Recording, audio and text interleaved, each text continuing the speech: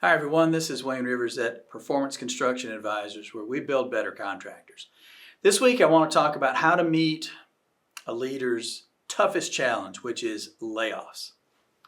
We're not there yet. In commercial construction, we haven't seen a downturn. There's still all this debate in the popular press. Are we going to have a recession? Are we going to have a soft landing?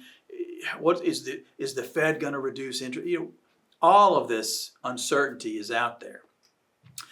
I want you to stay with me with this one because I have a reveal at the end, an observation that I think is fairly important about this article. So this came from an article in Chief Executive Newsletter and fall of 23, and the source is Marshall Goldsmith. And you know he's one of my favorite business authors. He wrote the book, What Got You Here Won't Get You There, which I think is a terrific read for any contractor. He's a real thought leader in the world of business.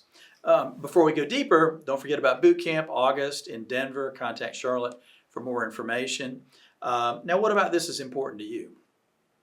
Well, if we do get into a soft spot, there is the possibility, especially if you're a GC, if you're a vertical builder, your biggest cost area is people. If you're really going to make deep cuts in your G&A, then that's the place to go to achieve the biggest results. So layoffs may be in our future, a year from now.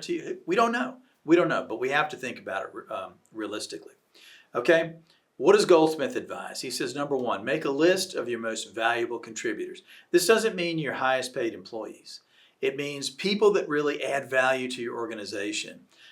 He said there's sometimes a low correlation between compensation and value creation. And he talks about many CEOs. Now he's talking about big corporations.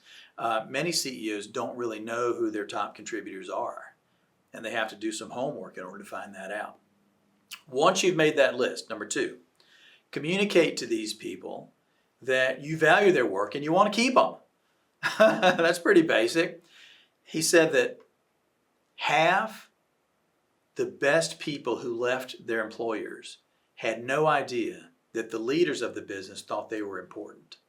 It was obviously not evident that these people were cared for in their organizations. They didn't leave for more money. They left because they didn't feel important and they didn't feel like their contributions were valued. The third thing, get personally involved with your value creators. He said that the CEO of one huge corporation said that 50% of the value of what that company produced came from about 50 people. Can you imagine that? I know that it was in the headlines that when Elon Musk bought Twitter, which is now X, they laid off something like 50 or 75% of the workforce, and they don't seem to really have missed a beat. So he was able to identify his top value contributors pretty easily. Maybe we don't know the circumstances, but anyway, it just goes to show you that a lot amount of value in your organization can be created by a relatively small handful of people. And the fourth thing, identify and do number three again, with your future people, your high potential people that maybe they're not now leaders, maybe they don't create a tremendous amount of value right yet, but you have your eye on them. You know they're going to be contributors in the future. He talks about simple ways to do that. Collective meetings with a handful of high potential people, lunches, things like that. Okay?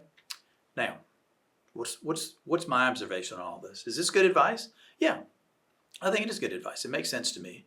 Why wait? Here's my question. Why wait? Why would you wait until layoff time to show your most valuable people, the people that contribute, the big things the big rocks in your organization? Why would you wait until a recession and potential layoffs to shower these people with love and attention? Why wouldn't you do that now? Why wouldn't you do that all the time? I don't get it. I know that this is a great newsletter and it's a great author. I don't quite understand why we would need to wait until layoff time to shower the people that create value with love and attention. Anyway, what do you think? Let's hear from you in the comments. Do you think this is a layoff scenario?